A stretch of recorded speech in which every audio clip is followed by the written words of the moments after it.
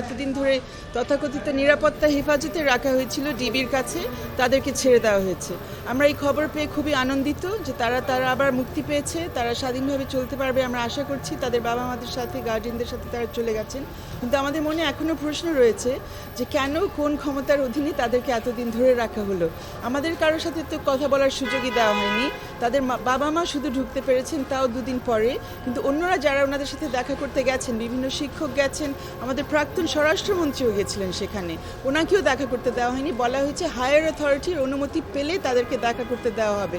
So আমাদের মনে একই প্রশ্ন এখনও রয়েছে, নিরাপত্তা হেফাজত বলতে ওনারা কী বোঝাচ্ছেন? কারা নিরাপত্তা হেফাজতে অন্যদেরকে রাখার ক্ষমতা রাখেন এবং এই ক্ষমতা কারা প্রয়োগ করেছেন, কারা এই নির্দেশ দিয়েছেন এবং যারা এইভাবে এতদিনের জন্যে কোন আইনে কোন ক্ষমতা বলে, এটা আমাদের জানা দরকার। 6 দিন ধরে 6 জনকে, 5 জন ছাত্র, 1 জন ছাত্রী, সবাই সমন্বয়কারী এই বৈষম্য বিরোধী ছাত্র আন্দোলনে, তাদেরকে কোন ক্ষমতায় কোন আইনের বলে ধরে রাখা হয়েছে, এটা আমাদের পুরো জাতির জানা দরকার। এবং এটার জন্য দায়িত্ব নেবে কে এবং তাদেরকে কারা জবাবদিহিতার মধ্যে আনবে, এটাও আমাদের জানা দরকার। আমরা আদালতে গিয়েছিলাম এগুলো জানবার জন্যে। এখন যেহেতু আমরা দেখব আদালত শেষ পর্যন্ত কি বলেন, কিন্তু আমরা মনে করছি যে এই 6 জনের ক্ষেত্রে তাদের অবশ্যই এই 6 দিন তাদের জীবনের যেভাবে কেড়ে নেওয়া হয়েছে, এটার জন্যে তাদের কাছে কারা এটা করেছে তাদেরকে আমাদের আইনের আওতায় নিয়ে আসা উচিত এবং তাদের জবাবদিহিতা করা উচিত। এই 6 জন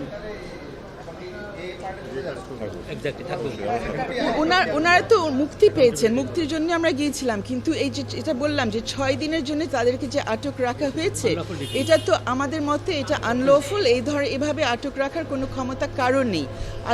আদালতের কাছে এই 2 দিন ধরে আমরা যে শুনানি চালিয়েছি, সেখানে সরকারের পক্ষ থেকে আমরা এখন পর্যন্ত কোনো যুক্তি বা কোনো আইনের কোনো উদাহরণই পাইনি যে কোন আইনের ভিত্তিতে তারা ওনাদেরকে এতদিন ধরে রেখেছে।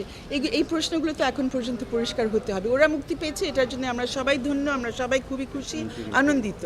But in the meantime কী হয়েছে এটা আমাদের জানা দরকার।